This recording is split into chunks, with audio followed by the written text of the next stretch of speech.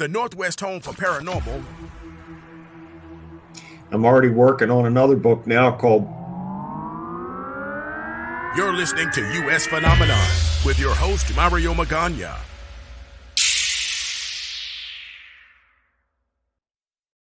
The show, our guest, Bill Bean, is a world-renowned exorcist, spiritual deliverance minister, and is known as the Spiritual Warrior. He's also an internationally known author, lecturer, and paranormal supernatural expert. Bill Bean's the author of the following critically acclaimed books: Dark Force, Delivered, 10 Steps to Victory, The Connection, Stranger Than Fiction, Dark Force Revisited, and Stranger Than Fiction 2. He's been in many episodes of the Travel Channel, guest Ghost Nations and the Halser Files. He's also appeared in many episodes of the Haunting series. He's done over 2,000 media interviews, so this might make 2001. He's been featured in many news programs, books, magazine. It is my pleasure and honor to welcome to the show, Bill Bean. Welcome. Thank you so much, Mario. I truly appreciate you having me on and looking forward to a great interview with you. You know, it's for those who don't know you, let's get right into it. Who is Bill Bean? And I know that you are this spiritual warrior, but for those, we've been going through that weird time and it's still kind of like lingering. Tell us a little bit about yourself. Well, I've had an amazing life, I'll tell you that. My life started out being a victim, and my family and I were greatly affected by demonic forces. And so in my first book, Dark Force, I write about that. And I say that it all began when my family and I moved into this 3-bedroom ranch-style home located in Glen Burnie, Maryland, in a community called Herondale. But it actually went much further back than that, Mario, and I didn't realize it until after I'd written that first book, and then a family member revealed some additional information to me that family members as far back as 100 years ago actually conjured up these demonic forces through a ritualistic type of thing, and those demons did come, and they greatly affected the family on both sides. And I feel that my parents were led to that house where evil was already present and manifest. And that's why it was so severe for my family and I. I was 4 years old when we moved there. And I'll never forget it. My sister was 13. And we were standing there in front of the house. And it just had this ominous and foreboding look and feel about it. We were frightened, didn't know why. But the house was semi-dilapidated. My father, William Bean Sr., was a master carpenter and saw it as a restoration project, which that's exactly what he did. Restored the home and made it look nice. But we knew from the beginning that something was very, very wrong. And we have this frightened feeling just standing on the outside looking at it, but equally so on the inside. So you would... walking through the front door, and the house was very dark. It had this dark brown paneling on the wall, so it was almost black in color. So it was always very dark in the house. And when evil is present, you can feel it. There's an atmospheric change. Sometimes it'll feel like a heaviness in the air, like a pressure. And things associated with that could be just horrible odors, and whether that is the smell of sulfur or feces, something spoiled or whatever. And all of those elements were there. Like chills too. Do those also play into that as well? Yes, absolutely. So I believe that God gives us all and has blessed us all with, it's part of his connection with us. I think that, when he created us, he left a little piece of himself inside of each and every one of us. So we have, whether it's that inner voice or the feeling in the stomach or whatever it is, the chills, whatever, these are extrasensory perception things that are spiritual gifts that God has bestowed upon us. And these are, could even be our angels that are assigned to us that connect to us through those things, that connect with us through those things. whatever the case may be, we all have it. And that house was just, from the very beginning, we knew it. My mother was the first to have an experience, and it took place shortly after moving in. And my dad had taken us, I have an older sister and younger brother. He had taken us with him to his parents' house for the day to allow my mother to unpack and organize without us bothering her. And it was during the course of that she felt a presence come into the room, and it startled her. She thought that it was my dad coming back into the house to play a joke on her. He had that type of sense of humor. And she spun around fully anticipating on seeing him, and to her shock, nothing or no one was there. So as you can imagine, she was quite unnerved by it, perplexed, very confused, was eventually able to go back to doing what she was doing. And then one of the bedroom doors slammed shut by itself, and that was enough to make her go outside and wait until we returned. So that's where it began. And then it continuously escalated. Our guest tonight. Oh, I'm sorry. I'm sorry, Mario. Go ahead. Our guest tonight, Bill Bean, is joining us and is talking about how he got into what later becomes a spiritual warrior. Continue your story.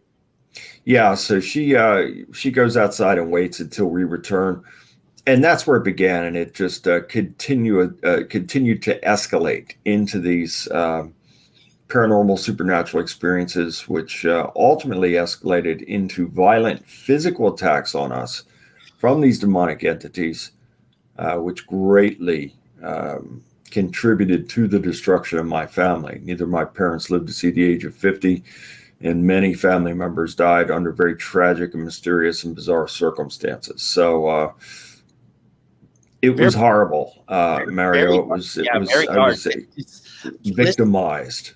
Listening to you talk about this gives me chills about how someone could grow up in a house like that and not feel this sense of presence, but not fully understand or comprehend what was kind of going on prior to you going down your spiritual journey.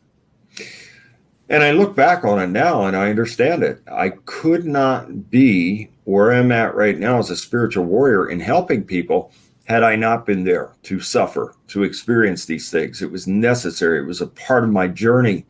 There's no way that I could sit here and say to you, oh, I'm the brightest guy in the room and I know everything. And, I'm a scholar in this and that. And that's all great. But if you've never had the personal experience, how are you going to relate to anybody? They can't relate to you. You can't relate to them. So it's like this. But if you've had the personal experience, then you can sit down with somebody and they know you have been there. So therefore they can trust you, and that will bring a bond. Because when people suffer trauma, number one, they don't want to talk about it. And secondly, they don't trust anybody. So it requires someone that has been there and down all those long and hard roads to be able to have that common bond, and therefore trust develops. So I fully understand this now. I didn't understand it then. But looking back now, where I'm at, I thank God and praise God for everything, including the bad experiences, because it helped to shape me into who I am today. But make no mistake, I greatly suffered. My family greatly suffered. It was hell. It really was for us. It was a hellish childhood, and these were regular occurrences. The first physical attack that took place on me was at age 5 in 1971. And I've probably given 2,500 interviews now. I stopped counting a long time ago. But in all the interviews, or most, I talk about this. And when I get to this part, I can't describe in words the level of fear and trauma that I was feeling at that point in time. I was asleep in my bed, middle of the night, 1971, age 5. My bed was closest to the door. So I'll give you a quick layout. So I mentioned about being in the living room of the house. Well, if you made a right, you would go down this long hallway that had the dark brown paneling on the walls, and tile was hard tile floor. And our room, I shared a room with my brother. It was the first on the right. My parents' room is the second on the right. My sister's room is across the hallway, the last room on the left. But my bed was closest to the hallway, to the door. My brother's bed was closest to the window. And middle of the night, 1971, I'm awakened out of my sleep. I don't see anybody there. I know something or someone is there, but I don't see anyone. And so I got scared, and I'm getting out of my bed, which would have been the left side of my bed. I'm getting up, get out of bed, and a tremendous force grabbed me by my shoulder, slammed me back down on the bed, pinned me to the bed. I felt like I was paralyzed. I tried to scream out for my parents. My mouth wouldn't even work. The only thing that seemed to work were my eyes. And many terrible things happened to me during that time, which seemed to last for hours. I'm sure it was only minutes. And I'll never forget it. I can't put into words that level of fear and trauma. I thought I was going to die. I felt like my heart was going to jump out of my body. And this all came to an end with the appearance of what I believe to this day was an angel. And when this angel appeared at the foot of my bed, all the horrible things that were happening to me suddenly stopped. And I felt such love and peace and comfort and calm, from this being. And then she turned to her left and just floated up through the ceiling. Now, the most incredible part about this is the angel looked exactly like my mother. So after this is over with, I jump up out of the bed and run into my parents' room. And my mother was in there, with my dad. My parents are laying in the bed. And so that's where it started for me. And I suffered those attacks for many years throughout my childhood. I felt like I had the flu after each and every one of these episodes, fevers, body aches, everything. I mean, it was terrible. So it happened to me many, many times throughout my childhood, but my mother suffered far greater than I did, as she had several different entities coming and attacking her. My dad was also physically attacked as well. He didn't tell us that, but he confided in my grandmother, my mother's mother. He confided in her that he too was under attack. And my dad was a very, very strong individual. He was a man's man. He wasn't afraid of anyone or anything, and very rugged individual. And so he was used to being in control of every situation. He suddenly found himself in a situation that he couldn't control. And that in itself led him down a very dark road into alcoholism, which he became violent after that. And I really believe that this was all an escape from reality, because he could not handle this situation. And he started between the years of 1973 and 1975. These were horrific, Mario. He began to physically assault my mother on a regular basis, nearly killing her on several occasions. And I have no doubt that the demonic forces that were present and that were tormenting us had a role in fueling his rage towards my mother while he was under the influence of alcohol. And this is why I say, in my books, it is so important for us to be in control. And when we are under the influence of alcohol and or a drug, we are not in control. And our frequency and vibration, all life operates on frequency and vibration. And when our frequency and vibration is on high, life is good. Life is positive. We're moving forward. But when we're on low, life is a challenge, to say the least. And when a person is under the influence, it lowers the frequency and vibration, leaving them vulnerable and wide open for demonic attack and manipulation.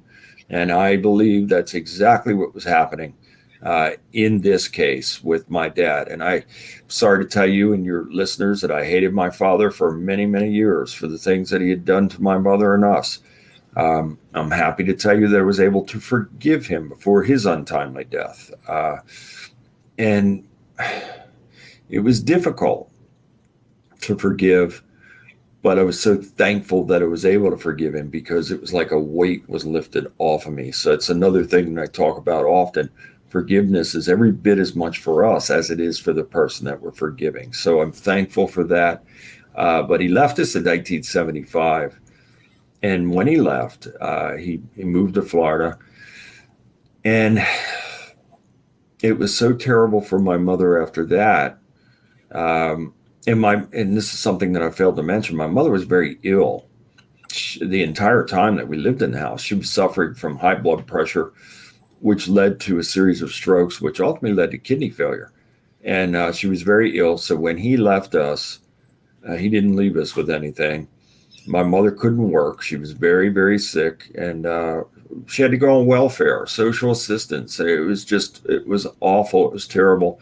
So not only were we having all of these terrible problems and spiritual matters, spiritual attacks, but now the financial aspect of things and financial suffering came into this also.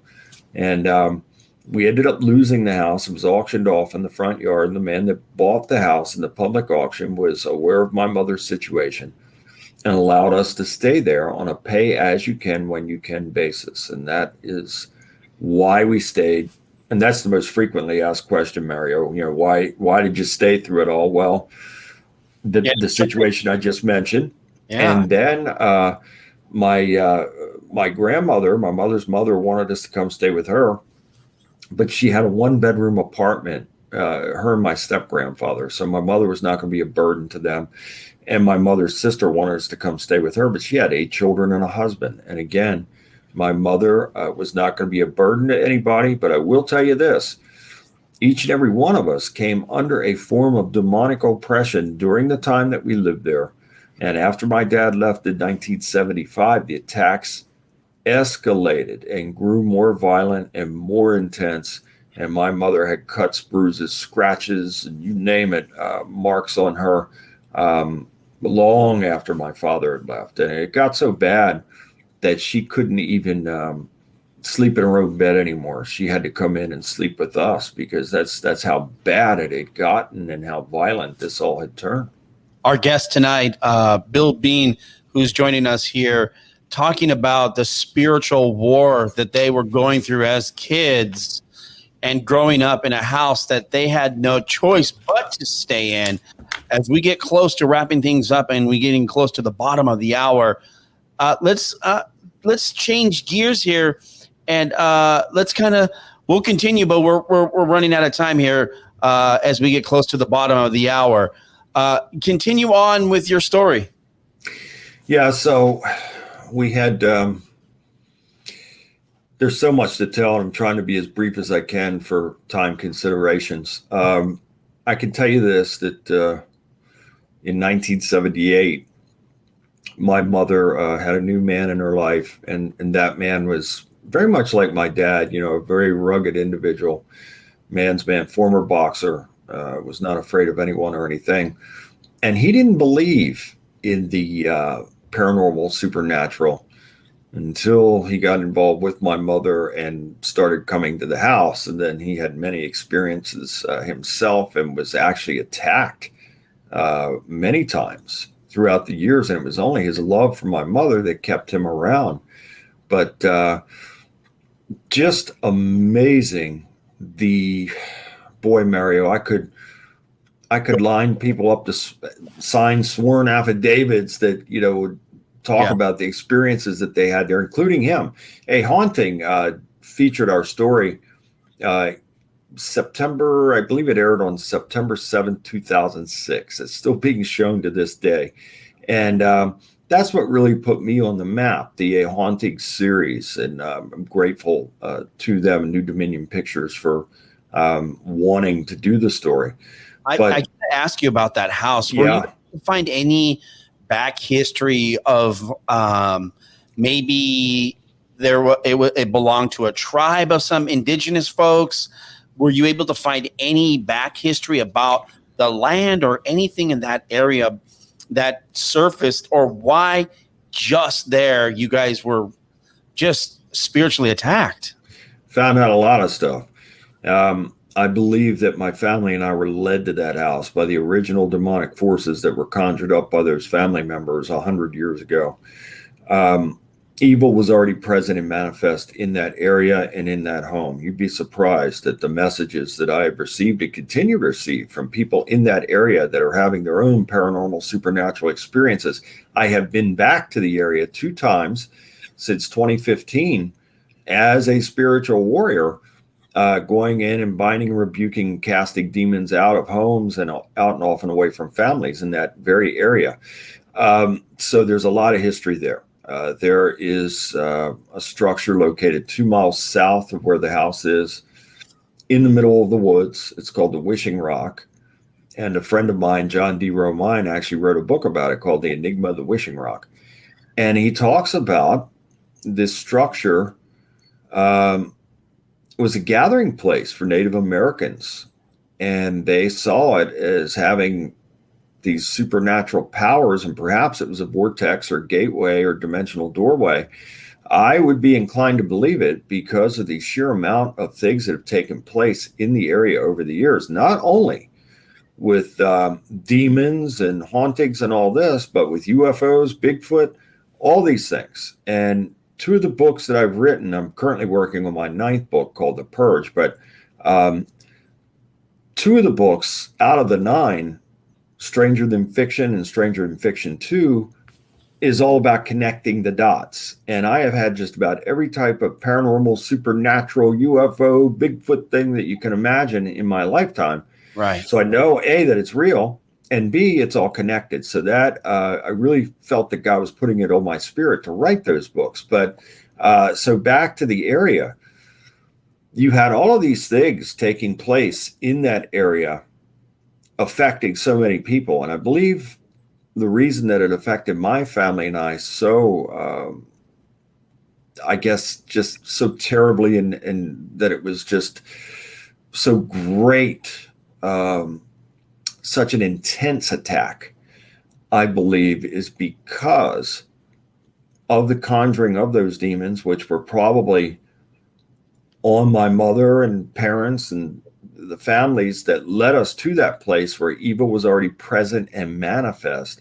And that's why it was so severe for my family and I, because of that original evil. So we were in the middle of this perfect storm, and boy, oh boy, just we could be here all night if I were to list the things that took place in that house and on the family. And I'm not trying to sell books, but if you want the entire story, visit my website. You can get a copy of Dark Force or Dark Force Revisited, and it does talk about the complete story. And I recommend Dark Force Revisited because I put a bonus chapter in there about life after the house. So I think it's a better book to get if you want more detail. When we come back, we will continue our conversation with Bill Bean on how he became the spiritual warrior that he is. And we're going to get his take. Are we at end times with this COVID-19 making a resurgence with the Delta variants? We're going to get his take on this. All coming up right here on US Phenomenon. Welcome back to the show. Our guest tonight is Bill Bean. You can find him on his website at www.billjbean.com. You can find him on Twitter at Real Bill Bean. My apologies there. Welcome to the show. Thank you. It's great being on with you, Mario. And I'm trying to do my best to keep a condensed version here because I know we don't have much time, and there's so much to talk about, so much to tell. It's been an amazing journey, and it's incredible. If I just tell people I'm a walking miracle, and the reason I say that is because I gave you and your listeners a little sample of how bad it was for me and some of the things that took place. And through all of that, I believe that God had a plan for my life. And I think that's why there was so much resistance.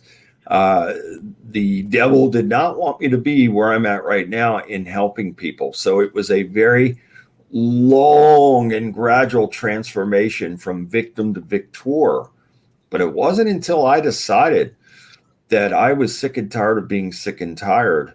And I wanted to make positive changes in my life. And the greatest decision that I ever made was making God first in my life. And once I did that, it wasn't an overnight thing. It was 2 steps forward and 3 steps backward, because we all have these behavioral patterns that is very difficult to break. So when you are in a fear-based, trauma-based way of thinking and living, and I was very much traumatized for most of my life up until that point, you expect things to go bad. I can recall waking up and, oh, it's going to be a terrible day today or whatever. Well, guess what? Yes, it is. I just invoked that over myself. So it was very difficult to break out of the fear-based, trauma-based way of thinking and living into what I call warrior mode. And warrior mode is faith, strength, and courage, real faith, strength, and courage. And when we can make that transition from being in the fear-based, trauma-based into warrior mode, life suddenly changes. And I went from having a life that was so terrible that I didn't even want to live anymore. I was seeking death.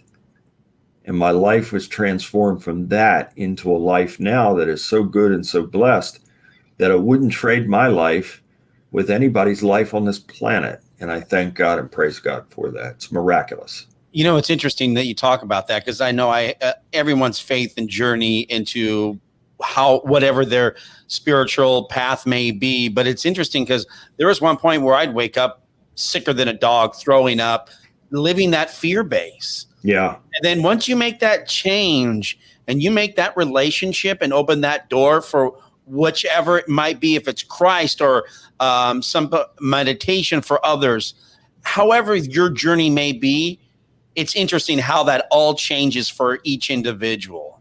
Yeah. Yeah, absolutely. And I'll tell you, there's no way I'd be right here right now without God, without his intervention, without his love and his mercy and his favor on my life and his transformation. And I don't claim to be perfect. You would never, ever hear me say that. And you would also never, ever hear me say that I'm something great or I'm this or I'm that. I always give praise and credit and glory to God for working through me. I can't do anything without God working through me. God has worked through me to do extraordinary things for people all over the world. And it's miraculous. And I praise him for it. But I'm just a vessel. I'm just an agent that he chose to work through. And I'm forever thankful. It's something that I wasn't seeking to do. And never in a million years did I ever think that I would be doing this. Our guest tonight is Bill Bean. I got to ask you before we wrap things up, I want to talk about Stranger Than Fiction too.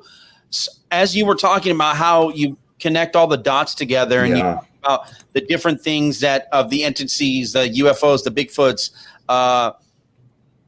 how does one individual who may have zero, like, yeah, no, Bigfoot doesn't exist, I've never seen a UFO, I don't believe in Christ, what do you tell them?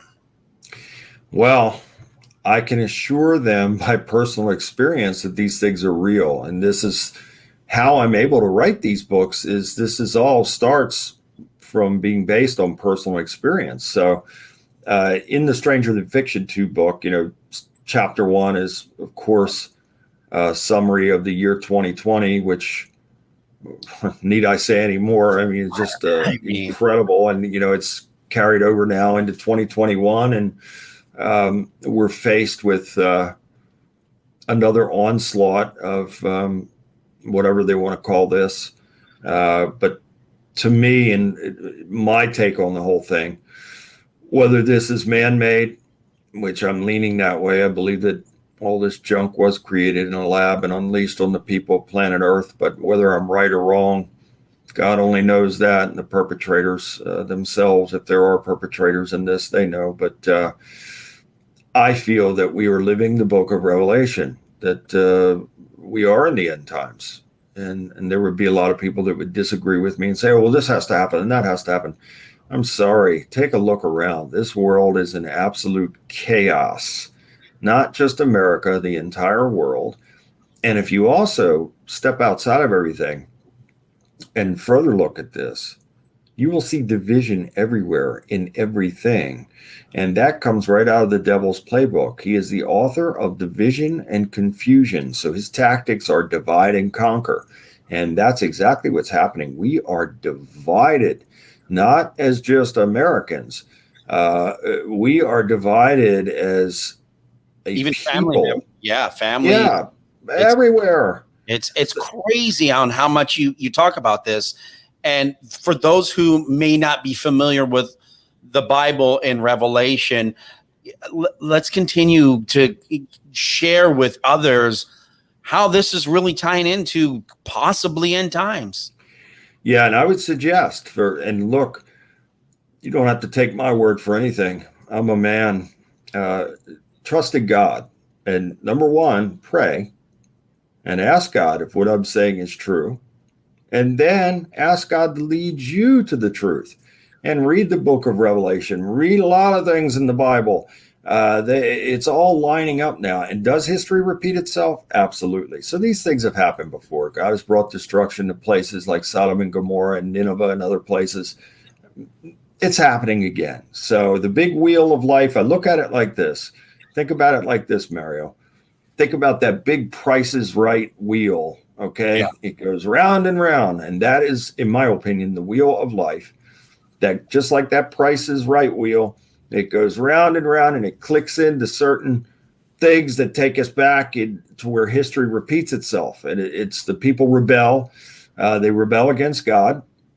They don't want God. They don't want anything to do with God. It's about them. It's all about them. And they don't care about anybody else. Well, that's today's world. Just take a look around. And that is what's being promoted. So when we see that, we know that the devil is in the details, because Jesus was selfless. He put himself last. He loved everybody and did what he could for everybody. It's the devil who's selfish, and he hates people, and he'll step right over them, and because it's all about him.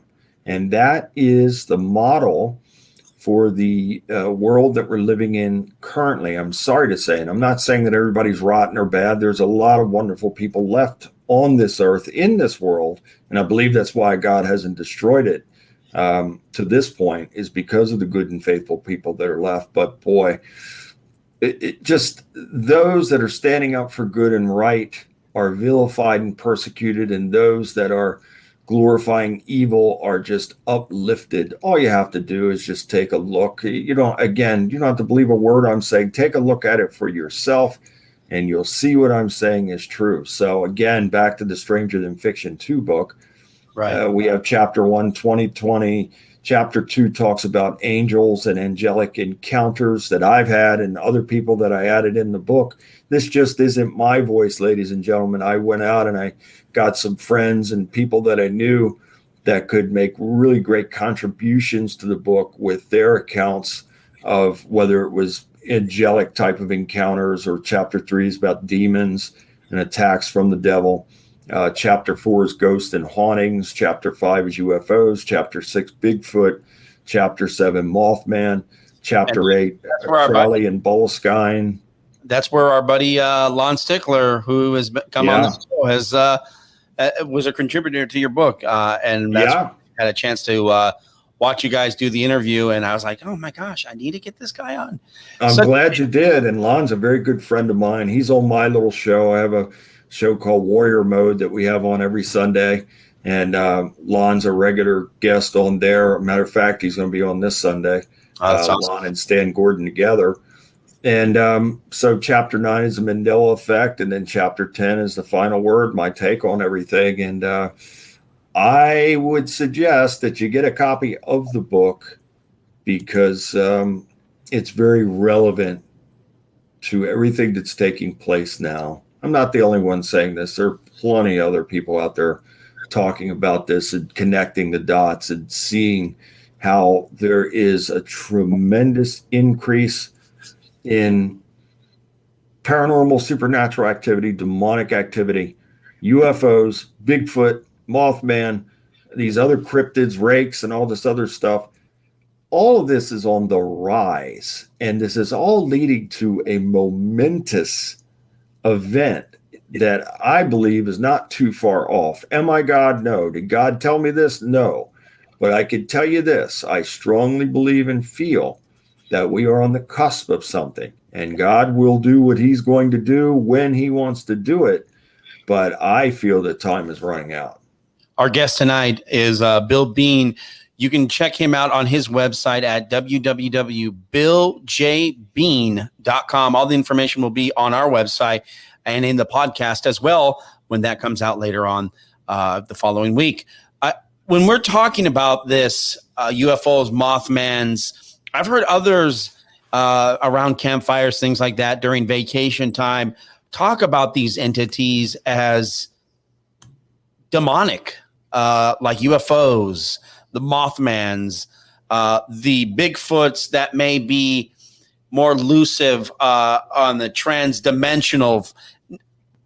Do you feel like the UFOs may be more of a demonic entity in regards to like having because we still not explaining what is really going on with these things? Are these demonic or are these really extraterrestrials?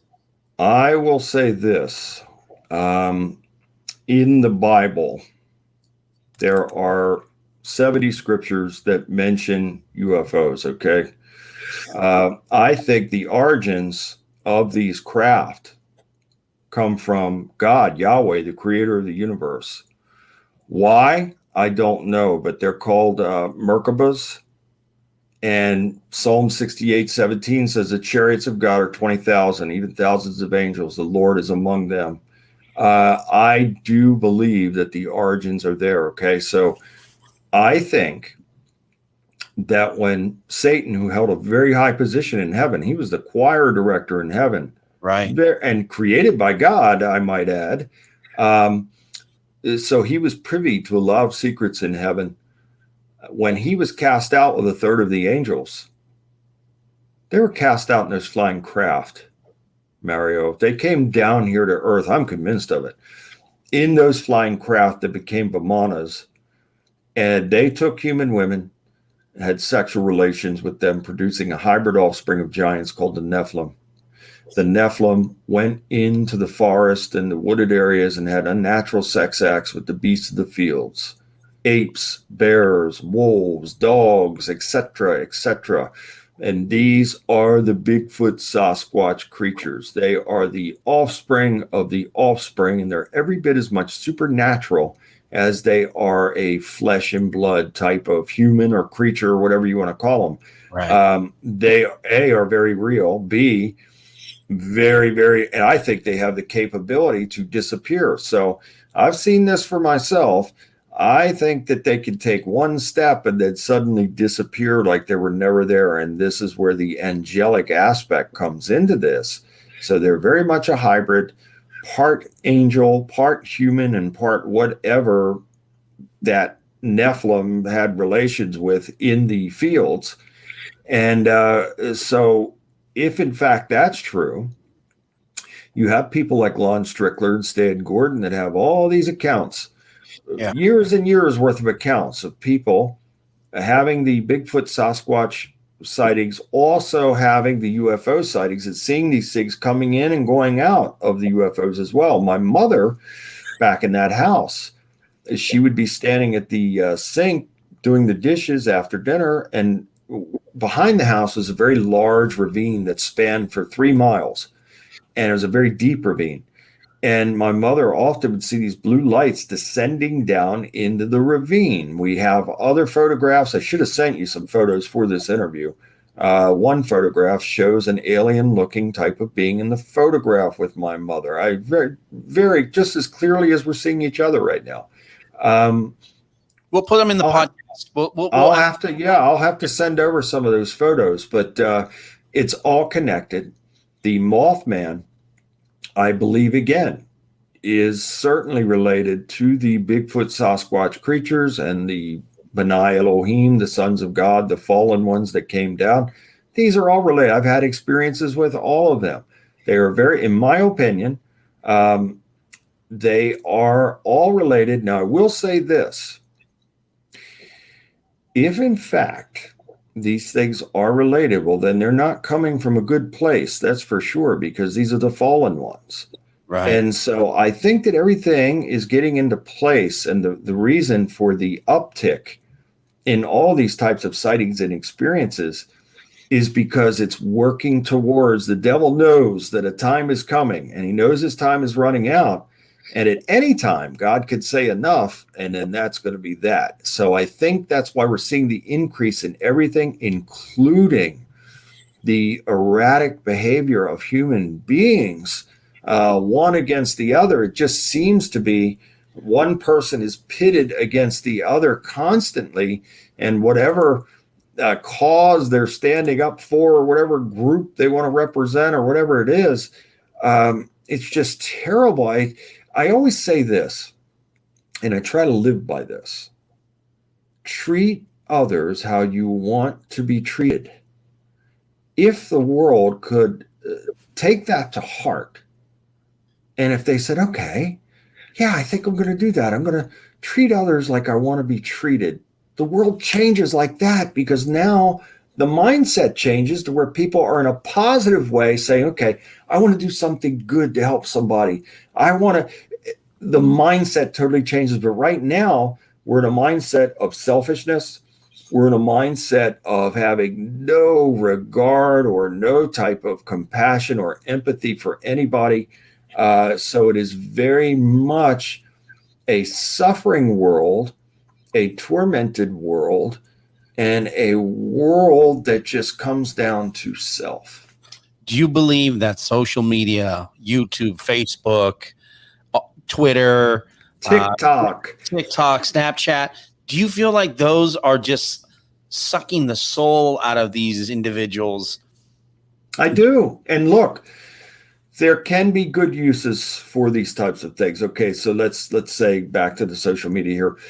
If family wants to keep in contact, or friends or whatever, that's a wonderful thing. That's great. But when you are going into these other areas and now you're boasting or presenting this and presenting that, you're presenting yourself as something special, let's say it that way.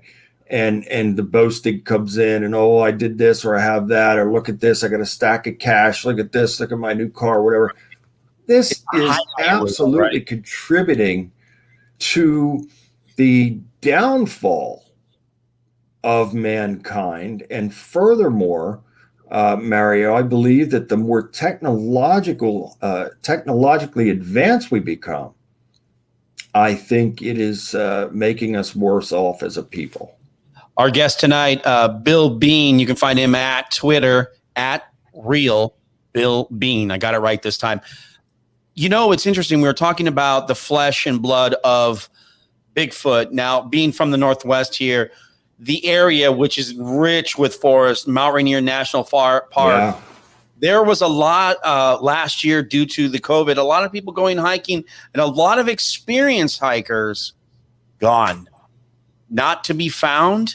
But what's interesting, I sent an email out to Missing 411 individual. I forget the guy. David Politis. Yeah. Sent him an email and said, hey, by the way, because of the heat wave we had a couple weeks back, 30% of that glacier melt is up, and that north face flank lies really bare, which could lead to a lot of discoveries. Now I don't know if anything's been discovered yet, but it's interesting to find that experienced backpackers like the assistant professor who was at UW went missing. The only thing they found was his water bottle. Not his camping backpack or any of his other stuff were ever found, which blows my mind on how's this even possible? Why are we not finding anything? Now, I've had interviews with other people who have said, well, maybe it could be a rogue Sasquatch. Maybe they fell into a crevasse. Whatever it is, and whatever's going on in these forests, these individuals are not to be found, which is like, blows my mind. How do you just disappear off the face of the earth? And it's happening all in national parks all over America and different places around the world. So what is really happening here? I've really thought about this. I don't pretend to have the answer for it, but what if, let's just say, and again, I don't know this to be true, but let's just say perhaps the governments had some type of deal in place with some of these entities like say in exchange for technology. Yeah. Okay. And they say, okay, well, you can have this area out here in this national park, and perhaps and again, I don't know this to be true, but let's just say maybe they have some type of underground facilities, or maybe there are even portals and vortexes there to where a person can step through that dimensional doorway into someplace else. I could say that that's plausible. I could see something like that happening, and I could take it a step further, and I don't want to be right about this. Perhaps, and boy, I don't want to be right about this. If these types of creatures are dwelling in those places, perhaps they have some type of green light to use these people for food. I hope that I am very, very wrong about that, but something is going on here for these people to be disappearing in this way. And like you said, experienced people that, these are not novices going out into the woods. These are people that know the woods, and they know what they're doing out there. And for those types of people to be going missing, something is definitely going on in a supernatural type of way. And whatever that entails, I don't know. I can only speculate like I just did. But I find it to be very alarming. And I find it to be on the increase as well. As we get close to wrapping things up here with Bill Bean, for those who've been listening and are like, what in the world is going on? Are we really in end times? What can you tell someone who may be on the cusp of like, you know what, I want to give myself to Christ or maybe a higher power? What would you tell individuals to do if you feel like we are close to end times? I absolutely feel it. With 100, that's something that I can tell you, Mario, with 100% certainty in my being, is that I feel that we are on the cusp. We're very, very close. And I would urge people out there, listen to me. I'm not trying to sell you anything. I'm urging you. The time is now. You've got to make a decision. And I urge you to seek God and to seek Christ. And if I can help you in any way, you can visit my site, BillJBean.com. You can email me directly from the site, and I can help you. I can help you to make that connection. I can't make the connection, but I can lead you there, and I can help you to make the connection and that covenant, that everlasting covenant with God. It'll be the greatest decision you ever made in your life. I'll guarantee you that. God has blessed me. You're looking and hearing from someone right now that had such a horrible life. Neither of my parents lived to see the age of 50. Again, most of my family is gone. Some died under very horrific circumstances, mysterious circumstances. I was nearly destroyed myself. I've been in many life-threatening situations throughout my life. God saved me every single time. And when I decided to make God first in my life and accept Jesus Christ, my entire life changed for the better. God brought forth a miraculous transformation. So if he would do that for someone like me, surely he will do it for someone like you. So I urge you, please, don't take my word for anything. Take it to God and ask him if what I'm saying is true, and seek him, and you will find him. And the closer that you draw to him, the closer that he will draw to you. And if you're out there having spiritual difficulties, if you're going through anything remotely like what I went through in my life, again, don't hesitate. Reach out, BillJBean.com. I'll get back to you as soon as I can. I'm very busy, but I'm never too busy to help somebody. This is what God has chosen me to do. I thank him and praise him for working through me in this way and helping others, and I will continue to do so for as long as I'm here on this earth. Our spiritual warrior, thank you again, Bill Bean. You can find him at BillJBean.com. All of his books are available on his website. You can find him on Twitter at Real Bean, Real Bill Bean. Again, at Real Bill Bean. Tongue twister, looking at all these scripts and things like that. But again, it has been an honor to have you on the show. And thank you so much for coming on. It's been a pleasure to have you on this evening. My pleasure, Mario. And hopefully you'll have me back again after I complete the book I'm working on now called Purge. So hopefully you'll have me back for that one as well. For sure. And you know what? Next time we'll have 2 hours to hang out. Fantastic. And take calls too. That'd be great. Yeah. So again, we thank you so much for your time. God bless you and your family, my friend. God bless everybody out there. And thank you for watching. God bless you too. And thank you so much. Okay, Mario, we'll talk soon. Thank you. Bye-bye. Bye. Thank you much.